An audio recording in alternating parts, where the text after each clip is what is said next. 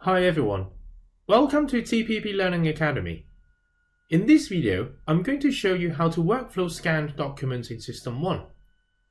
For more information about how to scan or import and process a scanned document, please check out our relevant videos. First of all, you could identify all documents in your document inbox while you're on your home screen, which is this icon over here on the right hand side. Simply click on it, you will be able to see all the documents that have been assigned to you, or if you're part of a group.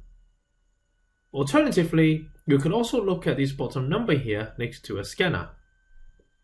The number on the left represents the total number of scanned documents currently in the document workflow, and the number on the right represents all documents assigned directly to you or your group.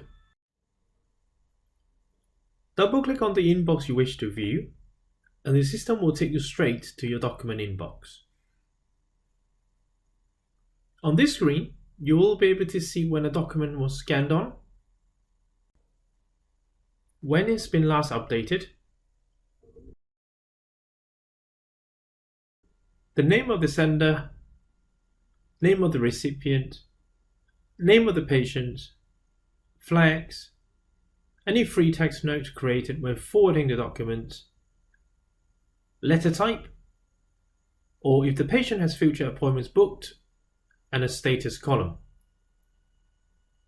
You could also use the filters at the top left hand side of the screen to search for documents updated by any of these options. Besides, you could also find any completed or deleted document using these checkboxes with a date range. To process a document in your inbox, you could select the document and use the Process Update button. You could also right-click on the document and select Process Update.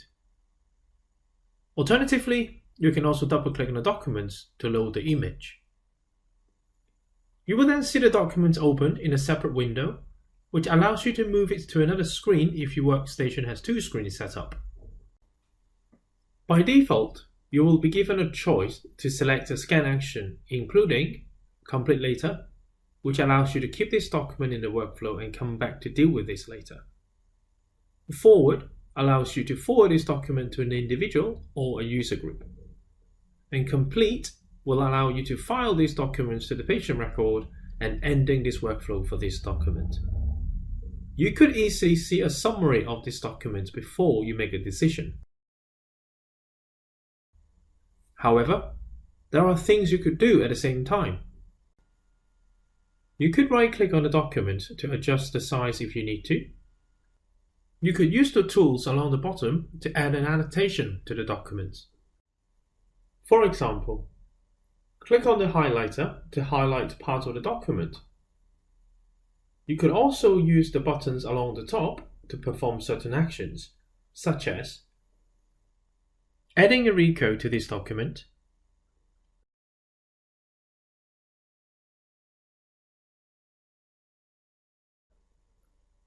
linking this document to an existing problem, and also adding a free text note to this document. If you need to go into the patient record at this point to search for information such as the last consultations, you can minimize this document and left-click on the address of the patient at the top left of the screen, which will then take you straight to the patient record for you to navigate around as usual.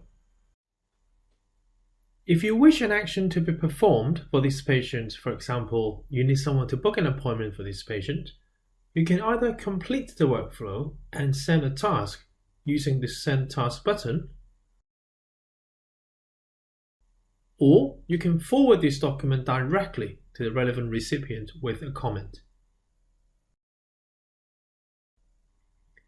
Select an appropriate scan action, click OK at the top left hand side to finalize it. The document will now disappear and you will then be taken back to your document inbox. If a patient has an outstanding document which requires completion, you will be able to see it as an outstanding item on the patient home screen. You can directly process the documents from here if necessary. Thank you very much for watching, and I hope you find this video useful. Please subscribe to our channel for more videos. For hints and tips, follow us on Twitter at TPP Training Tips.